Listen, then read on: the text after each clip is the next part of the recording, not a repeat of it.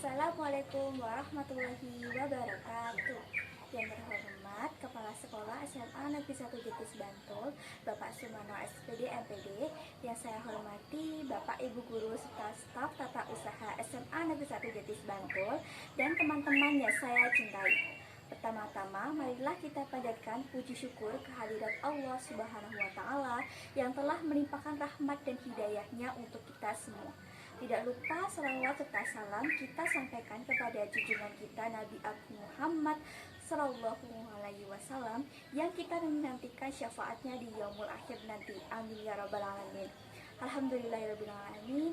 Pada hari ini kita masih diberi kesempatan oleh Allah Subhanahu wa Ta'ala untuk berkumpul di tempat ini dalam keadaan sehat walafiat.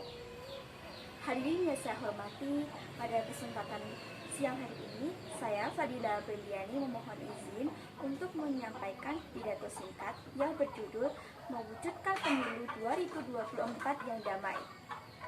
Hadirin sekalian, pemilu atau pemilihan umum merupakan salah satu langkah dalam sistem demokrasi, di mana suara rakyat menjadi kunci utama untuk menentukan masa depan bangsa. Pemilu menjadi sebuah sarana demokrasi guna mewujudkan pemerintahan negara yang berkedaulatan rakyat. Pemilihan umum dijalankan sesuai kehendak rakyat dan diabdikan untuk kesejahteraan rakyat. Keberhasilan dalam menjalankan pemilu tidak hanya diukur dari akhirnya saja, tetapi juga dari proses demokrasi yang damai. Hadirin yang saya hormati, pada pelaksanaan pemilu yang dilaksanakan 5 tahun sekali ini menjadi sebuah kejadian yang luar biasa di Indonesia. Pergantian pemimpin yang lama menjadi yang baru menimbulkan berbagai macam keadaan, pro dan kontra. Menjelang pemilu akan ada banyak yang mencalonkan diri untuk menjadi pemimpin dan pemerintahan Indonesia selanjutnya. Banyaknya calon dari berbagai partai akan menimbulkan persaingan yang sengit. Para pengikut dari calon di berbagai partai yang dibela akan menimbulkan perselisihan, bahkan pertentangan di antara para calon yang dibelanya. Bukan hanya masalah di atas saja, masalah lain akan muncul di saat menjelang pemilu dilaksanakan. Berbagai tindakan kecurangan dilakukan oleh oknum yang tidak bertanggung jawab. Mereka melakukan berbagai cara agar calon yang dipilih bisa menjadi pemimpin Indonesia selanjutnya. Mereka melakukan berbagai tindakan yang akan memberi imbas ke hasil pemungutan suara. Misalnya dengan menggandakan kertas pemilu, memfitnah calon dari partai yang lainnya, bahkan paling parah bisa melakukan pemaksaan bahkan kekerasan kepada orang untuk menambah hasil dari pemungutan suara. Masalah di atas bukan hanya dari pemungutannya, ada sebagian dari calonnya sendiri melakukan tindakan kecurangan supaya dirinya dan partainya menang dalam pemilu. Permasalahan tersebut pasti muncul di setiap diadakannya pemilu di Indonesia. Untuk itu perlu adanya penanganan lebih dalam untuk menyelesaikan masalah yang muncul saat sebelum dan sesudah diadakannya pemilu. Hadirin sekalian, saya berharap di tahun 2024 yang akan dilaksanakan tanggal 14 Februari ini tidak menimbulkan perselisihan atau tindakan yang besar seperti pada tahun sebelumnya. Oleh karena itu, untuk mengatasi potensi terjadinya kerusuhan dan tindakan kecurangan pada pemilu 2024, penting untuk diantisipasi lebih awal. Apabila konflik terjadi sampai di sebagian besar daerah, tentu akan sangat sulit ditangani oleh aparat keamanan dan akan berpengaruh langsung terhadap keberhasilan penyelenggaraan pemilu 2024. Lemhanas RI memandang semua kondisi saat akan dilaksanakan pemilu perlu mendapat perhatian serius oleh pemerintah dan perlu dicari upaya pencegahan yang komprehensif karena akan berpotensi menimbulkan konflik.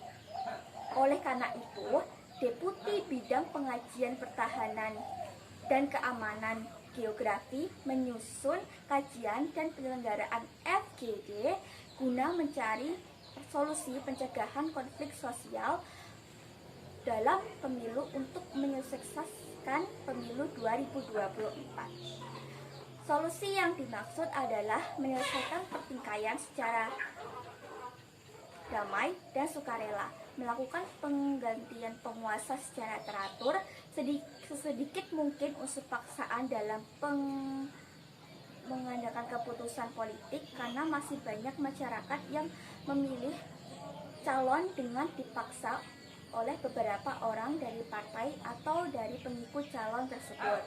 Solusi yang lainnya yaitu menolak uang atau bantuan dari calon-calon di partai sebelum hari pemungutan suara. Itu semua hanya dimaksudkan mereka untuk menambah hasil suara. Agar semua itu bisa tercapai, perlu ada yang bertanggung jawab seperti pihak TNI Polri, tokoh masyarakat, tokoh adat, organisasi masyarakat, calon peserta pemilu, pendukungnya, untuk bersama-sama menciptakan situasi politik yang adil, aman, kondusif, dan damai. Hadirin yang saya hormati, saya percaya semua yang hadir di tempat ini sependapat bahwa pemilu damai merupakan sebuah kerjasama dari dalam bangsa sendiri untuk menjaga kondusivitas dan keamanan dalam pemilu. Pemilu yang berlangsung damai sesuai dengan asas dan hukumnya akan menghasilkan pemimpin yang cakap dan bisa membawa bangsa kita pada suatu kematangan berdemokrasi. Pelaksanaan pemilu serentak tahun 2024 harus dilandasi semangat untuk bersama-sama menunjukkan pemilu damai, langsung, berbasis jujur, rahasia, dan adil.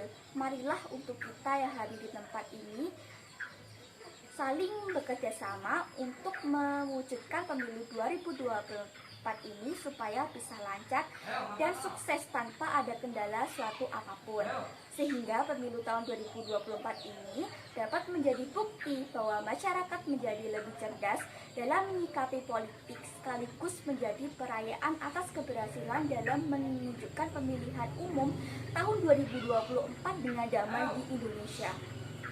Hadirin yang saya hormati, kesimpulan dari pidato yang saya sampaikan di atas adalah agar kita lebih bisa menyikapi pelaksanaan pemilu dengan baik tanpa adanya perseteruan dan persaingan, semaksimal mungkin melakukan dengan cara damai, adil, aman, tanpa paksaan, keributan, bahkan perkelahian, agar mewujudkan pemilu 2024 ini supaya sukses dan bersifat demokrasi. Untuk itu, marilah kita bersama-sama melakukan pemilihan umum yang akan dilaksanakan tanggal 14 Februari 2024 ini dengan damai dan bersama-sama menyukseskan pemilu 2024. Cukup sekian pidato yang saya sampaikan pada siang hari ini. Mohon maaf atas kesalahan dan tulisan atau tutur kata yang saya sampaikan, baik yang disengaja maupun tidak disengaja. Semoga yang saya sampaikan ini akan ada hikmah atau pelajaran yang bisa kita ambil bersama. Sekian dan terima kasih. Wabillahi taufiq wal hidayah.